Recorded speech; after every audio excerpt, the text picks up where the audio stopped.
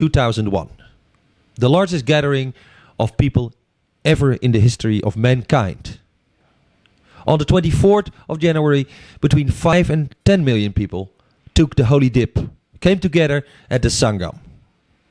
On the 29th, of which you see images here, probably about 3 to 5 million people came together. Among them, gurus, sadhus, nagas, many of the religious leaders of the world. On the 25th, the Dalai Lama joined. But in the camp, 18 to 24 square kilometers of people, there were literally tens of thousands of holy men. People that came to find moksha, relief from their sins. The end of a cycle. One holy dip at the auspicious time in the Sangam, in the Holy Ganges. We're going to talk with Pilot Baba, one of the gurus present with his own ashram at the Kumbh Mela camp. We talk about what we from the West think about the Kumbh Mela and our impressions of it. Kumbh Mela.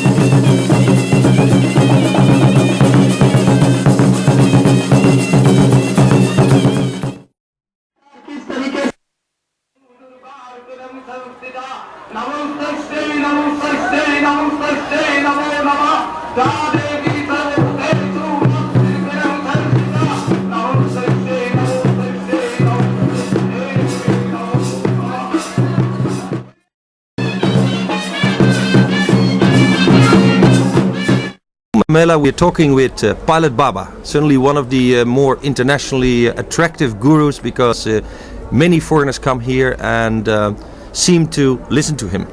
Well, Baba, I can say, yes? Yes. What makes you different in the sense that so many foreigners here at the Kumbh Mela come to you? Because I'm applicable to them. Another way, I'm very easy. I have no boundaries. I have no privacies. And I like to be with them because they are intellectuals. Their understanding is more better than any other Indians. They are satisfied in one way. Their other way, they are looking for some things. They are searching for some things. And that search made me that maybe I could help to them to find out something beyond what they need. So beyond what they need. What they need, what they have enjoyed beyond that. Yeah. What they are in search. A peace, a silence, a happiness, or excitement, whatever. I feel that they can take me that I maybe one could help them. You not only have attracted people from the West, but you actually are working together with a lady. Japan. From Japan. From Japan. Yes. That's a strange combination. And I see also there's a Buddha image in your little camp here. Yes. I have a Christ. I believe in Christ also because he was a great master. I don't believe in Godism. I believe in the masters. He has experienced some things that is called a truth, and he wanted to give it to the people. So I compare Christ, Buddha, Muhammad in my country, like Shankaracharya, like others masters who happened to be Krishna and Rama. They are equal in one sense, and their hearts were same. Their conscience was same. They maybe mind, and their body was born in different culture and country, but inside they were the same. And whenever I sit myself in the samadhi, I find that they were great. They were great masters. Though their organization, they don't believe in what they said it. When I saw that people are not caring what Buddha said, people are not caring what Christ said, people are not caring what Gita said. People are using these images and personality for their benefits. Which you mean they twist the reality of the message to suit themselves? Yes. They want to say what they are having. They want to make people believe in them, not in them. But they are using those personality as a great ones, but not making them to let people go there, not making the people to liberate. They are making I say that they are making ideological slavery. I found all the organization of religions are creating something not good for the humanities because they are creating a slavery, ideological slavery they are creating. Yes. Now, we from the West, when we see the images of the Kumbh Mela, people say 20 million, at one day maybe 30 million, but many, many people. Mm-hmm. In the West, we have a feeling that these are Hindu slaves coming to bathe in the Ganges, and this is like an image from the past. Yeah. Now I'm here, and it feels different. It feels like a great gathering of souls. Awakened ones. Of awakening. They are awakened. They are not slaves. They are not believing in anyone personally. They are believing in their karmas. They are free from doing their karma. That is the beauty. And they are all here walking towards the Sangams for their mental awakening, for their clarities. They want to go beyond the guiltiness of the minds. They want to do whatever the bad or good they have done in their life. They want to reach and wash beyond that. It is a belief that in the Kumbh Mela, anyone happen to be here with the receptive minds, with the spiritual minds, with the pot is having nothing but it is open, and walking to bath in the Ganga means totally ready to change. There is a transfer. That's why the people, general people of the Indias, they come here because they were transferred in past, they are transferred in the present, because it is their faith. Not if anything is not there, but millions, multi-millions of people are here with so faith, so one minds, oneness, and with the collective thoughts working here within these areas. Within this area, do we feel anything? And I would like to refer to Woodstock. You know, in the end of the 60s. Many people in America remember. There was only 500,000 people, but we remember. There's an image in our mind. Will this, which is now the largest gathering ever in the world, yes, have a similar impact? Yeah, but it is a little difference. Here everybody comes with own thoughts. Everybody comes in own faith. There is no central man. No one. They are not driving anyone's. It is their trust to the Kumbh Mela, believing that is something, a planet, astronomical combination is going to happen in the space, and something's energy rising within the earth, and both are going to pour, both are going to rain like a nectars, and people so that they rush to get a bath in particular times. So you say it's going to be important. Now, in the West, people have been hearing about the end of the Aquarius age, and you know, here we talk about Kali Yuga. Do you think this big Mahakumbha, which is 144, so the numbers are important, the number of people is important, the political situation is important, is it going to be a major change in our times? It is change of the people minds. Here are people not with the political mind. Here people don't care about any law and the orders. People are totally aware of themselves. They want change in themselves, Everyone has a thirst and hunger to be changed from the guiltness, and they want to, of their karma. Yeah. So you would say that the political things on the side, like visits from important political figures, from Sonia Gandhi, the Dalai Lama was here. There's many political side effects. They're just on the side? It does not mean for anybody. Here they have not come for the Dalai Lama, they have not come for the Sonia Gandhi, they have not come for the Vajpayee, neither anyone who is coming. It is their meaning to come. They want to enjoy. They want to enjoy the gathering of the people's minds. They want to say what they want to say, good for the whole humanities. The Dalai Lama want to say his view, what is good for the humanities. And he did. He said, he want to say that we are the twin brothers. And we have come out from the womb of same culture, which is called Sanatans, immortals. So which is the old Vedic tradition. Traditions, yes. Sanatans, which has no limitation. Hinduism might have a limitations. Buddhism might have a limitations. But the Sanatans, old tradition has no limitation. It is open to walls. Because there is no master who can say that it was brought by them. All the religion has someone. Christianity has a Buddha, and Christianity has a Jesus. Buddhism has a Buddha. Jainism has a Mahavir. Hinduism has a Shankaracharya. Everybody. Sufism has a Muhammad. Islamism. Everybody has someone. But Sanatan do not have anyone. It is from the super conscience. It happens. It has come by owns. And it is for whole humanities.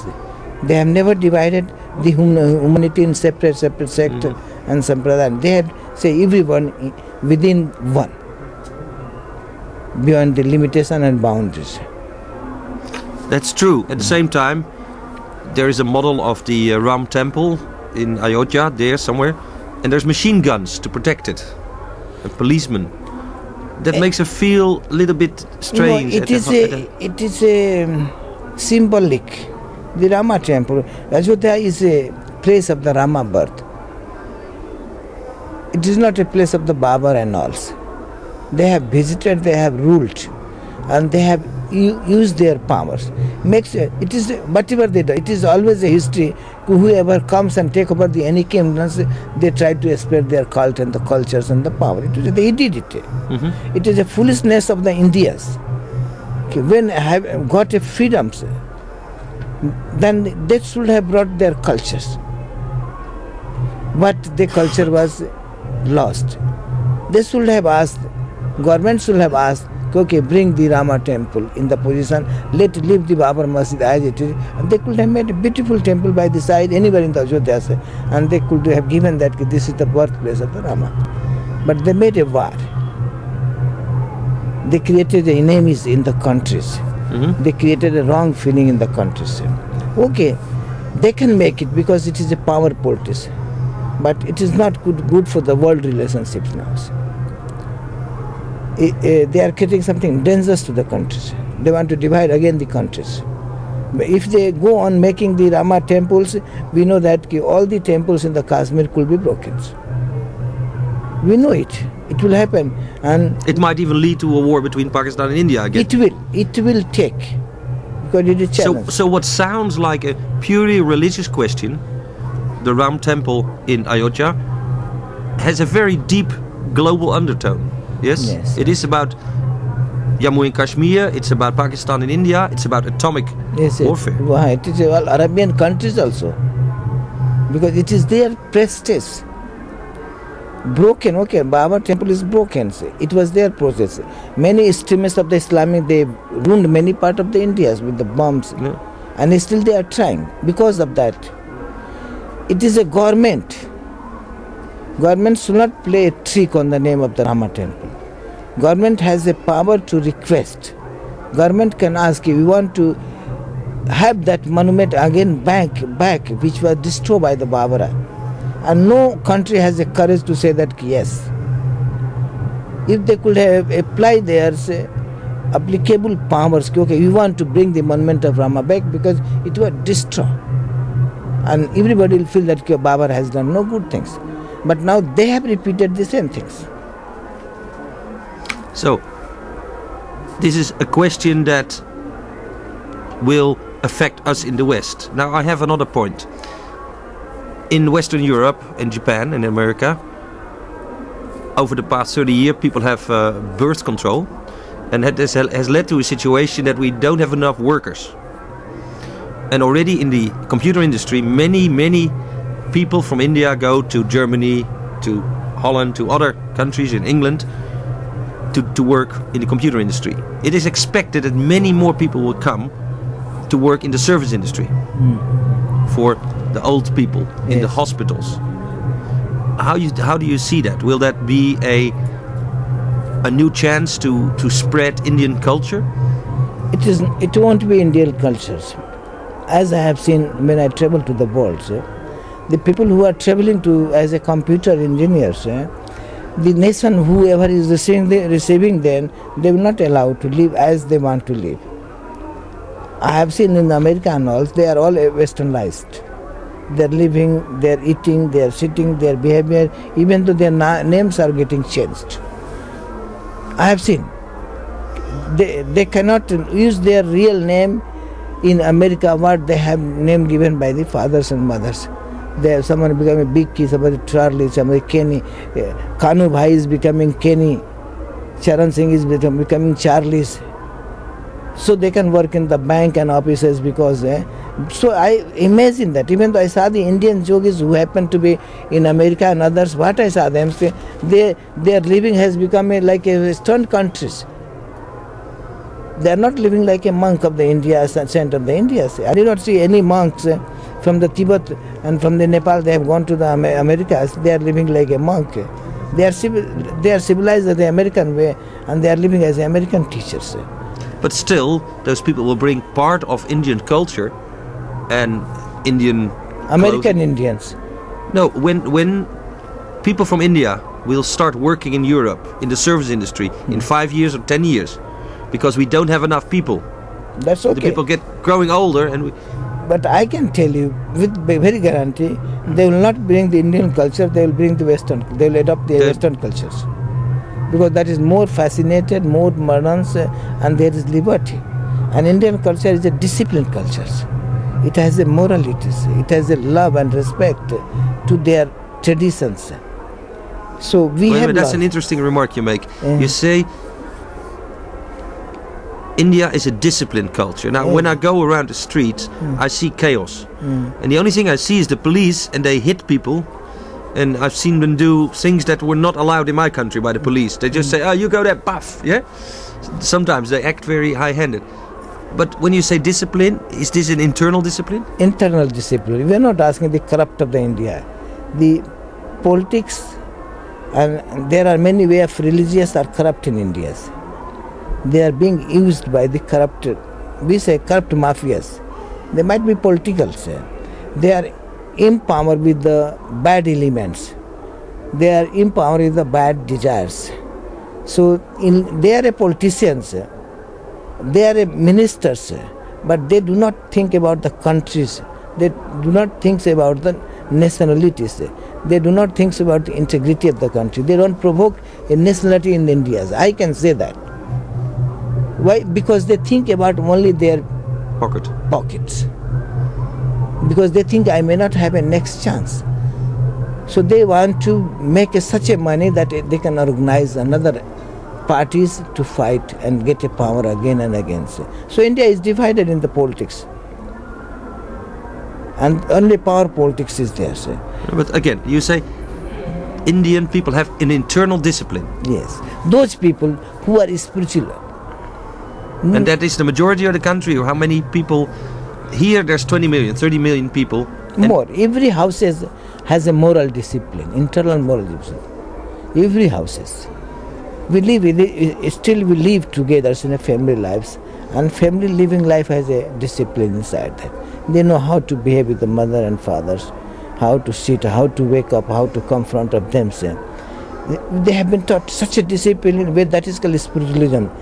Respect and loves begins from the very wake ups to till they go to the beds. Mm-hmm. And that culture nobody has courage to bring in the West.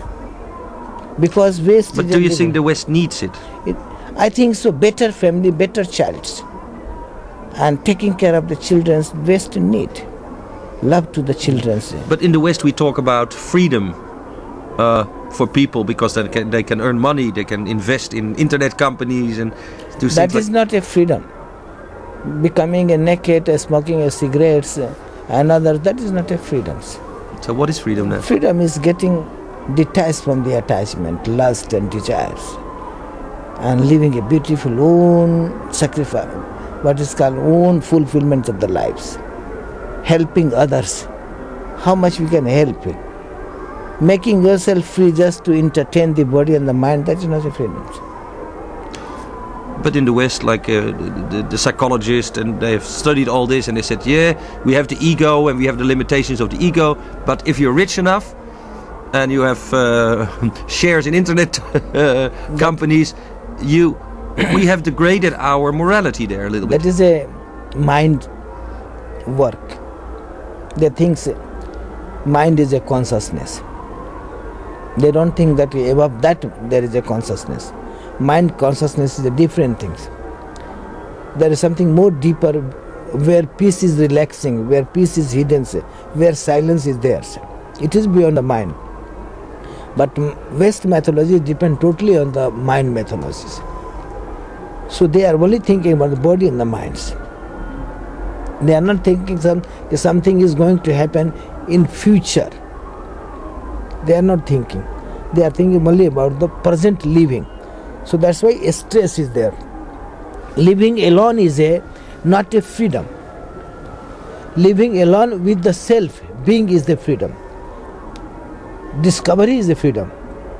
Enlightenment is a freedom. Realization is a freedom. Are you saying that what you can do in India, you can decide to become a Naga, shave your head, and become a monk for 3 years? That's freedom? No, that is not a freedom. That is going to live a new way of life experiences. Mm-hmm. That is the alternate of the living. In the West, I could find out there is no alternate of the lives.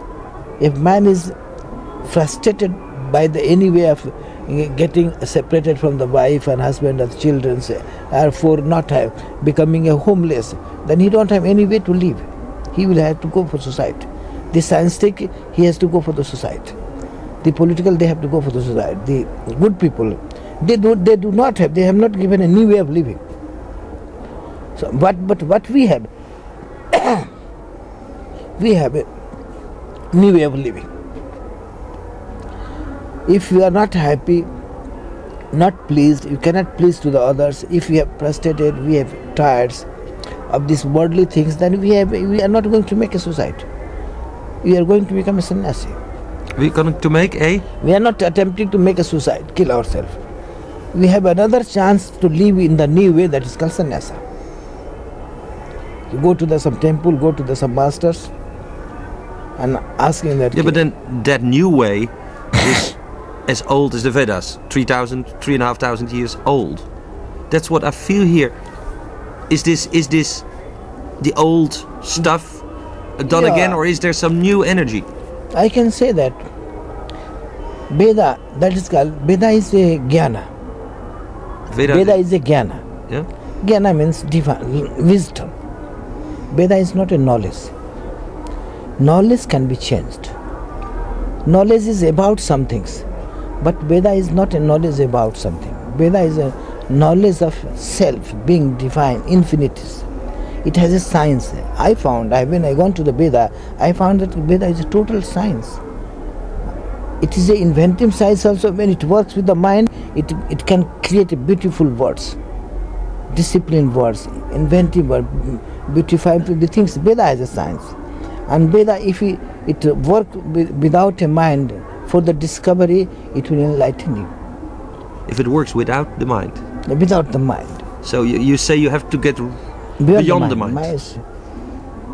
Because mind is sleeping with the body, mind is wake up with the body, mind is dreaming without the bodies, and mind is freeing the body.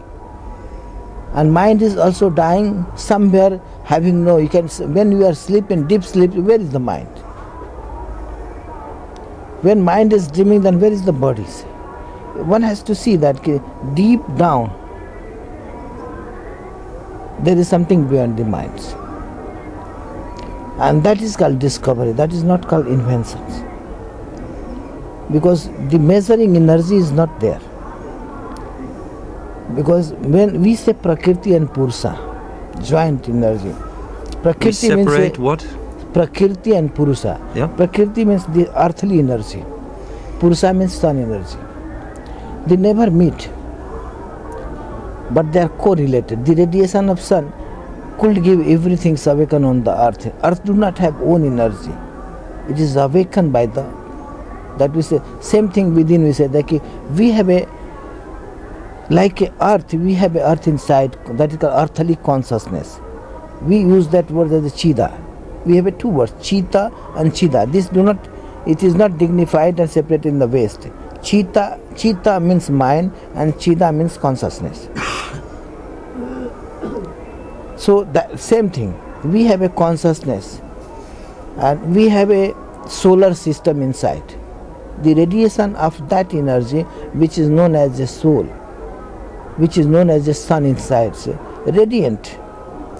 Then evolution happen on this inner consciousness.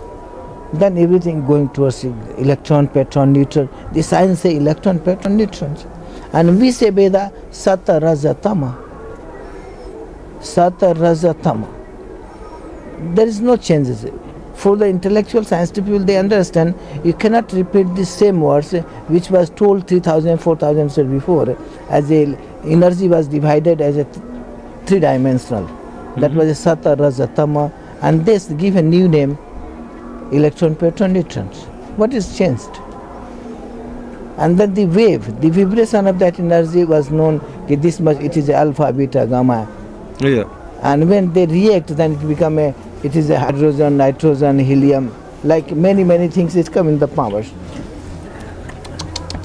Camera laga beta mat karo. Camera laga. Okay. But this is another thing that happens here, the way many Babas talk about quantum physics, and basically the story is that the concept of the Vedas, where consciousness plays a role in reality, yes, come now up in science, yes, and then we talk quantum physics and all this super string theory. Does that make you, as a Hindu teacher, no, feel? I'm not agree with that. I am a teacher of the Hindus. I am the teacher of the humanities. I'm the teacher of the loves. I'm the teacher of the peace. And I don't know what I'm trying to say is it feels as if the Hindu teachers here kind of grab onto this story of quantum physics as we are right. Yes, 3,500 years ago they were right and they're right still. No, I don't believe that ideological slavery. Because I believe that religion was the science. And later on, just 400 years before, science was separated from the religion. They identify oneself, you can live separate, but before they could not live separate because all the things were done and invented by the saints. And saints were the scientists. So you say religion and science should unite again? Always, it is there. They want to recognize themselves separate. But religion is never fighting. Religion says, I am the basic. I am the discovery. You are the inventor. You are the inventions. You are working outer planets of the minds. And religion says, I am working inner planet of the mind. So East has missed the way, like a West has missed. West has missed the inner power and East has missed the outer powers. They develop more minds and East develop more consciousness.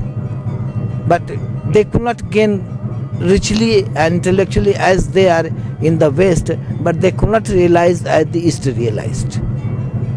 So this. Okay, so what you're saying is that the Eastern comes from the inside, consciousness starts and creates reality. Now, in the West, that is sometimes seen as magic. And we don't like that. We are afraid of magic. Yes? And when I go around here, even your associates, they bury themselves, and there's the sadhus who have magical powers, city powers. We are in the West. We think that that's dangerous, and we don't believe it. No, it is a science. Why it is a science? That your body itself is a container, and this container has a mechanisms. And that mechanism, how it works, where is the radiant energy, where is the soma, where is the nectars inside, which make you to support to alive more and more, longing your lives so much beauty. Otherwise, if you don't get that nectars, then you get tired, you get frustrated, and you lose all the hopes of the living. The mechanism of inner science, which is not open to the West. But it is open. It is not open to the West. They are open outer planets.